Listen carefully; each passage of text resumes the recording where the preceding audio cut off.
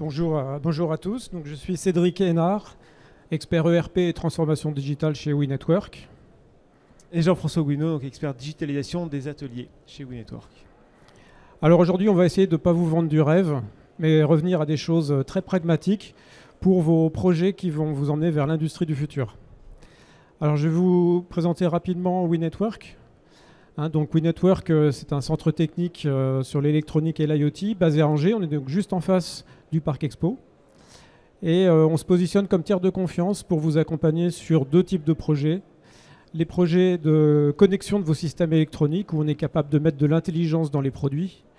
Et puis les projets Industrie 4.0 où on est capable de mettre de l'intelligence dans vos process, quelle que soit votre industrie. Alors si vous voulez bien, avant de rentrer dans le vif du sujet, on va faire un petit tour d'horizon. On va vous donner quelques exemples qu'on a rencontrés. Ce sont des vrais exemples avec des vraies entreprises. Alors vous verrez que quelquefois on a masqué les logos parce que ce sont des fois des mauvais exemples. Alors l'exemple numéro 1, c'est une entreprise, une belle entreprise implantée en région qui vient nous voir en nous disant j'ai connecté toutes mes machines de production et il y en a un paquet. J'ai des datas qui remontent dans des bases de données, mais aujourd'hui je ne sais pas quoi faire de ces datas. Aidez-moi. Et là on leur a dit non, on ne peut pas vous aider. Qu'est-ce que vous voulez faire? Vous voulez gagner quoi? Des points de productivité? Vous voulez gagner du temps? Vous voulez, quel est l'usage? Quel est l'enjeu qu'il y a derrière? Alors l'avantage, c'est qu'ils maîtrisent déjà beaucoup la technologie parce qu'ils ont connecté des machines récentes, des machines anciennes. Mais ils n'ont pas réfléchi à la première question. Et ça, c'est un message qu'on va beaucoup marteler aujourd'hui. Le deuxième exemple, Excel VBA, c'est peut-être vous. Je ne sais pas si vous reconnaissez dans... Si, j'avais pas des sourires quand même. Alors là, ce n'est pas l'exemple d'une entreprise, mais de beaucoup d'entreprises qui, grâce à l'outil Excel, qui est quand même assez génial, et des employés développeurs, enfin pseudo-développeurs qui développent des macros, qui font des outils qui répondent à 100% aux besoins. Donc c'est rapide. Donc les avantages, en effet, c'est qu'on a des outils très rapides et peu coûteux. Alors les inconvénients, on ne les voit pas forcément tout de suite, mais en fait on a des problèmes de ressaisie, on peut avoir des problèmes de qualité de données, des données qui sont dans plusieurs fichiers, qui sont saisis, ressaisis, difficilement comparables, avec des fichiers qui sont stockés en local. Voilà, donc on le disait tout à l'heure aussi avec la géoloc indoor, c'est qu'on n'est pas forcément sur du temps réel non plus, il faut attendre que les personnes viennent saisir. Et puis alors après, quand le développeur de cette macro la part, la maintenance devient de plus en plus complexe, même si aujourd'hui avec l'IA on arrive quand même à revenir un peu, mais bon, ça reste limite et les évolutions sont lourdes et en fait les données sont un petit peu partout, on a du mal à les maîtriser. Un autre exemple, alors là on a noté le nom, une entreprise qu'on a accompagnée au choix de leur MES et WMS en l'occurrence. Ce qui était intéressant dans ce projet, c'est qu'ils voulaient profiter d'une opportunité locale, donc connecter des balances.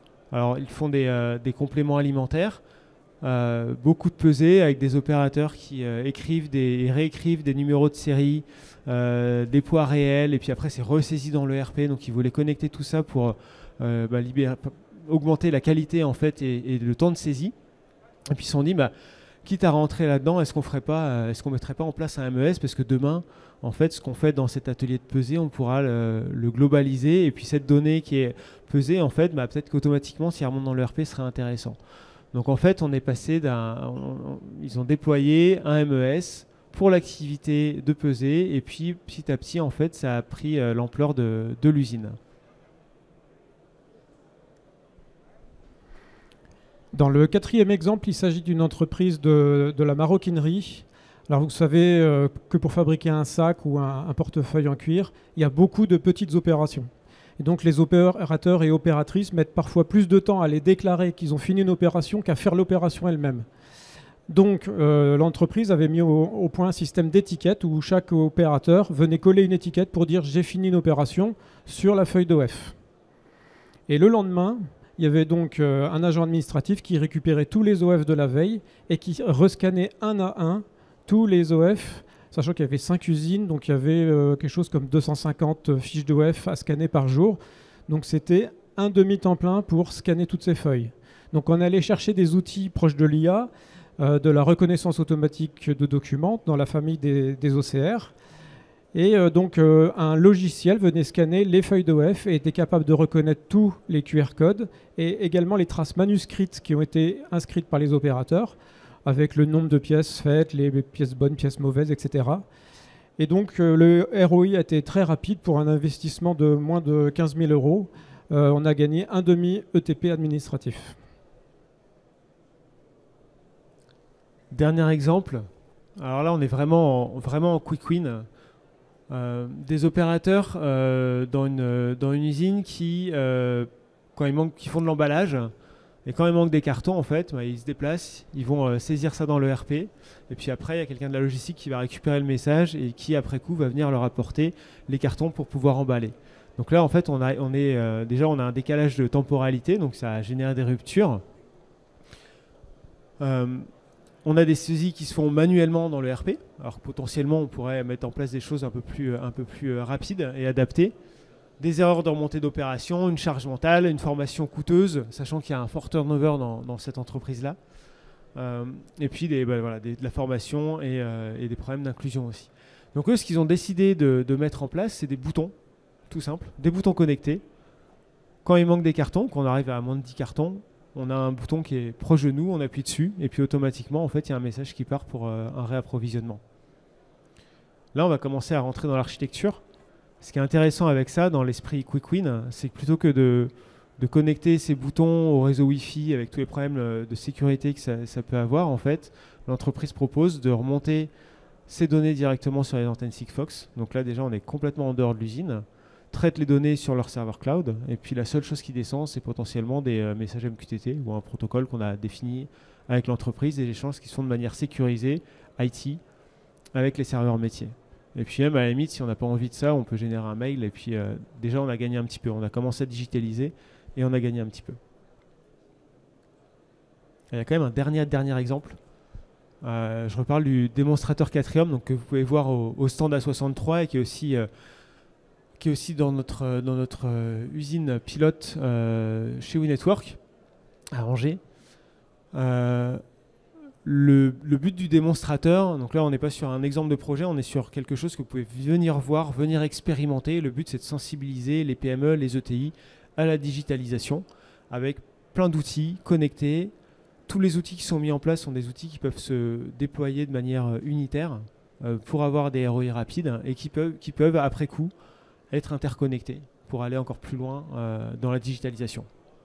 Donc là c'est une invitation à venir. Alors encore une fois, c'est tout ce projet, c'est Catrium, donc vous avez entendu parler tout à l'heure pour ceux qui étaient déjà à la conférence. On est sur un accélérateur en fait qui est sponsorisé, financé par les Pays de Loire. Donc ça, vous pouvez venir le voir gratuitement en tant que PME, ETI, et on peut passer du temps vraiment à discuter de ces sujets-là. Alors on va rentrer un peu dans le vif du sujet et vous montrer notre démarche. Alors, le sujet sur lequel on va insister, c'est que tout projet vers l'industrie du futur doit partir des usages et non pas de la techno, comme on l'a vu tout à l'heure. Pour nous, en fait, le vrai point de départ, ça peut être soit l'irritant réel ou une opportunité métier. J'ai listé quelques irritants, mais bon, la liste est non exhaustive. Donc les histoires de saisie manuelle qui consomment beaucoup de temps ou de ressaisie, plusieurs personnes saisissent la même information, trop de fichiers Excel, trop d'échanges d'infos entre les services de manière manuelle qui consomment du temps. Opportunité métier, ça peut être tout simplement votre donneur d'ordre qui vous impose une traçabilité, qui vous impose un certain niveau de qualité d'information. Donc tous ces besoins vont en fait sont à l'origine de votre projet Industrie 4.0. Nous, on insiste aussi sur le fait que votre projet n'est pas un projet technologique, donc ce n'est pas les informaticiens qui doivent gérer dans leur coin le projet. Il s'agit bien d'intégrer les opérateurs, donc ceux qui ont évoqué le besoin. Donc ça, c'est le premier point. Et pour répondre à ces besoins, derrière, on met des solutions. Quelques exemples rapidement d'autres solutions. Donc on a parlé tout à l'heure des boutons connectés. Ça peut être des capteurs aussi qu'on met sur les machines. Si on a besoin de calculer un TRS rapidement, par exemple, on n'est pas obligé forcément d'aller récupérer les données, payer du développement, des interfaces. Pour aller récupérer des données, on peut mettre des capteurs sur la machine qui vont calculer automatiquement. On va attendre la fin de l'annonce. La robotique mobile pour l'industrie, échange et regard croisés en espace conférence. Ça va être très intéressant aussi. L'affichage dynamique, ça vous l'avez aussi sur le stand. Enfin, en fait, tous ces points-là, vous les avez sur le stand. Là, c'est une photo exemple.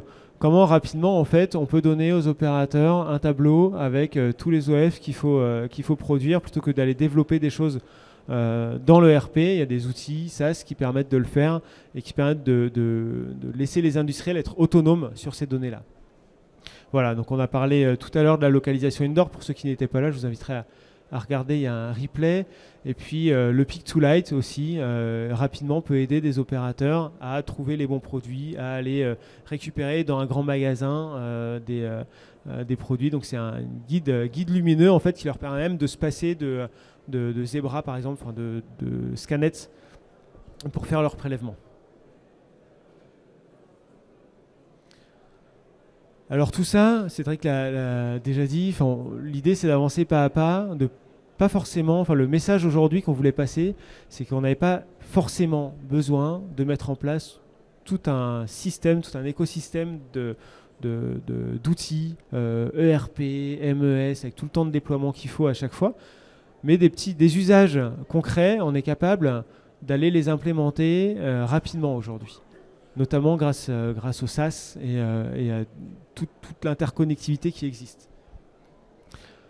Alors, souvent, ça après, ça dépend vraiment de chaque projet, mais les mots-clés, c'est qu'on va trouver un POC pour tester la faisabilité technique d'un projet. On va trouver les MVP, je ne sais pas si vous êtes familier avec ça, c'est très utilisé dans le développement logiciel.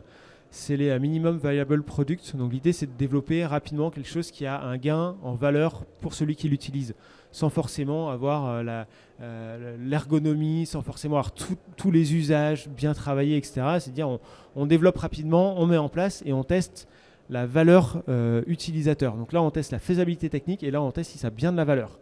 Et puis après, on le met sur un site pilote, on teste comme ça l'industrialisation, la robustesse et puis on déploie. Et alors tout ça, ça se fait évidemment en soignant bien l'architecture et ça, c'est un gros message aujourd'hui. C'est que déployer des outils, là typiquement on pourrait dire on déploie très rapidement un fichier Excel, oui, mais en fait on n'a pas pensé l'architecture dès le début, ce qui fait qu'on se retrouve coincé une fois qu'on est en déploiement, on se retrouve coincé parce que ça ne communiquera pas avec le reste demain. Donc là ce qu'on invite vraiment en fait c'est de penser l'architecture, déployer des usages, mais tout en ayant en fait cette vision globale.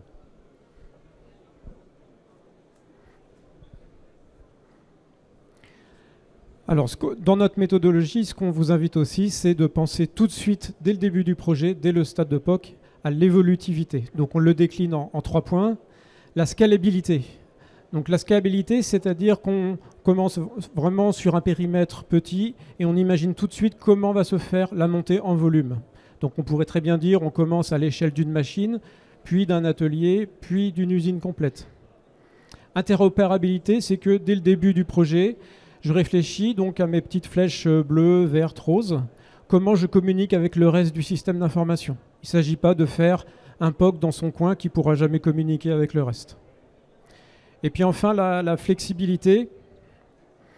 La flexibilité, c'est sur les usages. Donc aujourd'hui, j'ai identifié certains usages, mais je laisse la possibilité d'en identifier d'autres demain.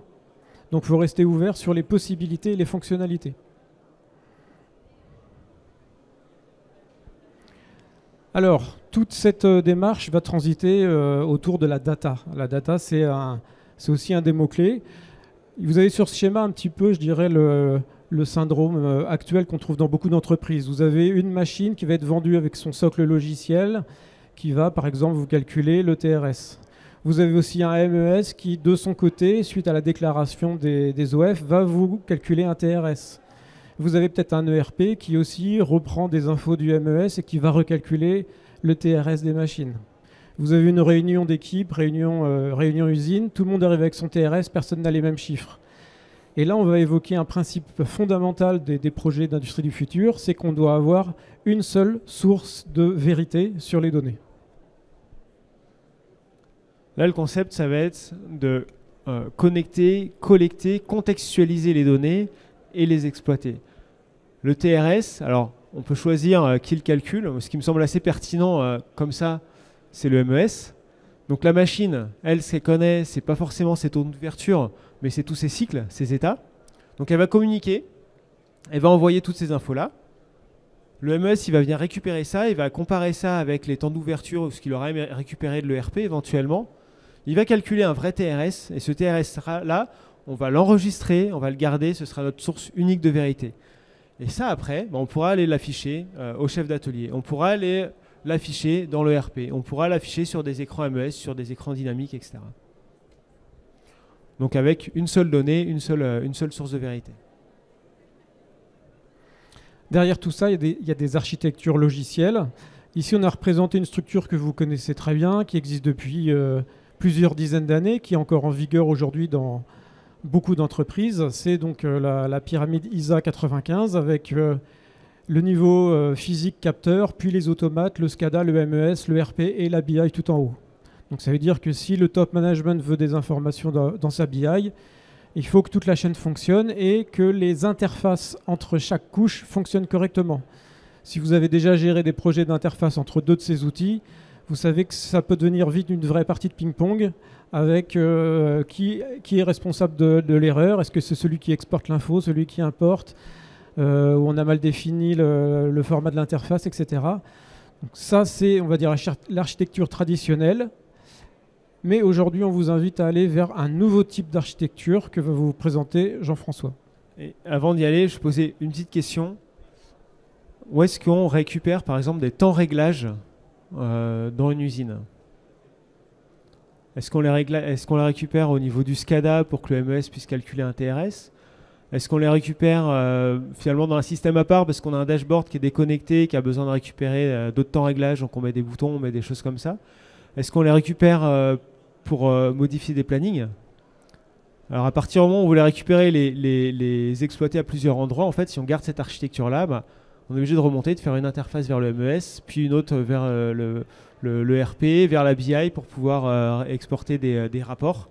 Alors que c'est vrai que là, si on passe sur une architecture unifiée comme celle-ci, alors c'est un exemple, le concept en fait, c'est de dire on a un espace de nommage unifié. Chaque brique technologique va se connecter dessus. Que ce soit une brique technologique, ça peut être le RP, le MES, mais aussi des IoT, des boutons connectés. Il va envoyer les données les données qu'il génère, et puis il va s'abonner en fait aux données des autres. Donc on revient sur les temps de réglage. Si les temps de réglage sont connus de l'automate, très bien. Dans ces cas-là, l'automate va les pousser, et puis après, on pourra utiliser l'outil de reporting pour les prendre en compte. Et là, c'est ce qui va vous permettre aussi petit à petit d'accéder à un niveau de maturité qui permettra même de mettre de l'intelligence artificielle derrière. C'est-à-dire que les données seront toutes présentes, seront contextualisées, seront historisées. Et du coup, derrière, vous aurez assez de données qualitatives pour vraiment faire des analyses fines. Enfin, le dernier point clé, ça va être la cyber. Et y compris quand on parle d'usine, on va être obligé de parler de cyber. On va être obligé de parler de cyber by design, c'est-à-dire depuis le début, vraiment dans sa définition, la cybersécurité, ce n'est pas quelque chose qu'on rajoute après le POC, quand tout est fini. Il faut y penser dès le début. Donc là, je vous ai représenté très rapidement le réflexe qu'on aurait à vouloir connecter sa machine connectable directement sur le réseau d'entreprise. C'est surtout ce qu'il ne faut pas faire. Tu peux avancer. Donc on enlève ce câble, on remet le suivant. Voilà. En fait, un des bons conseils de la cyber, ça va être de segmenter. On va segmenter la partie production de la partie bureau. On peut même segmenter plusieurs parties éventuellement dans la production si vous avez des zones qui sont plus d'essais. Est-ce qu'une machine a besoin de se connecter à Internet?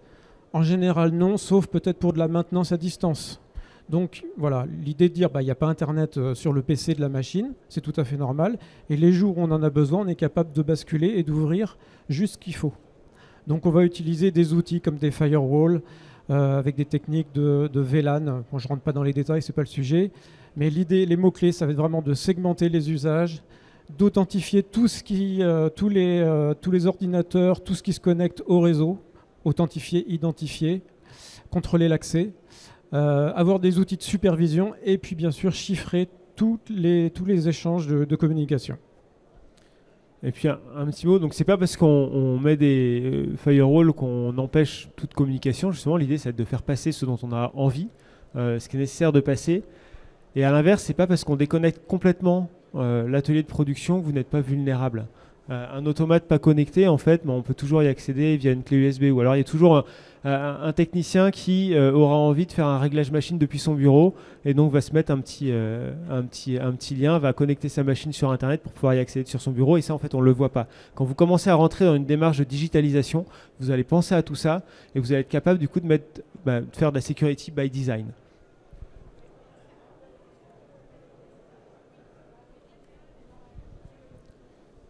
Les clés. Voilà, ouais, on se présente de nouveau, mais on est un centre de ressources, donc on a ce mot-clé qu'on porte très fort, c'est tiers de confiance. Donc voilà, on est tiers de confiance, on n'a pas de solution à vendre, mais en revanche, on est là vraiment pour répondre à vos questions et vous accompagner sur vos projets. Encore une fois, on a le démonstrateur sur le A63 qui met en œuvre une technologie avec l'Unified Namespace que je me ferai un plaisir de vous montrer. Et puis sur notre plateau, voilà, vous pouvez venir faire des expérimentations, des ateliers, etc. Je la fais celle-là. Alors, ouais, je ferai les points rouges. Ok, je fais les points verts. Alors, du Quick Win à l'entreprise 100% connectée. Donc, ce qu'il faut vraiment développer dans les entreprises, c'est l'approche évolutive. On garde toujours le cycle en V, c'est pas un gros mot non plus. On a besoin, parce qu'il faut faire de la sécurité, il faut faire de la sécurité aussi au niveau fonctionnel. Donc, mais rien n'empêche en fait d'y aller progressivement, de commencer à connecter certains outils sans pour autant avoir une interface, comme un interfaçage très lourd. On peut vraiment y aller pas à pas. L'accessibilité aussi est un mot d'ordre à développer, et puis penser usage systématiquement, parce que si les il y a énormément de littérature là-dessus. Un projet 4.0 qui n'est pas porté par les personnes qui en ont vraiment besoin sur le terrain, c'est un projet qui est voué à l'échec. En fait, c'est pas un projet IT, c'est vraiment un projet de terrain centré autour des usages. Si vous prouvez rapidement que ce que vous mettez en place en termes de digitalisation, ça a de l'impact pour eux, ça les aide dans leur travail, vous avez tout gagné. Et ils vont avoir envie d'en refaire toujours plus. Et les points de vigilance pour conclure. Donc, il y a une offre technologique qui est vaste. Donc, évidemment, difficile de la connaître en entier. Faites-vous accompagner sur les choix techno quand ça sera l'heure de choisir les technos. Et puis enfin, le besoin de compétences hybrides, vous allez vite vous rendre compte que pour piloter ces projets, il faut avoir un peu de connaissances IT, mais aussi côté opérationnel. Et ce n'est pas forcément les mêmes personnes, les mêmes formations. Donc ça peut être des binômes, ça peut être des équipes qui gèrent ces projets-là. Bon, ensuite on avait une synthèse. Voilà, c'est juste les deux idées clés à retenir pour ceux qui auraient fermé un œil.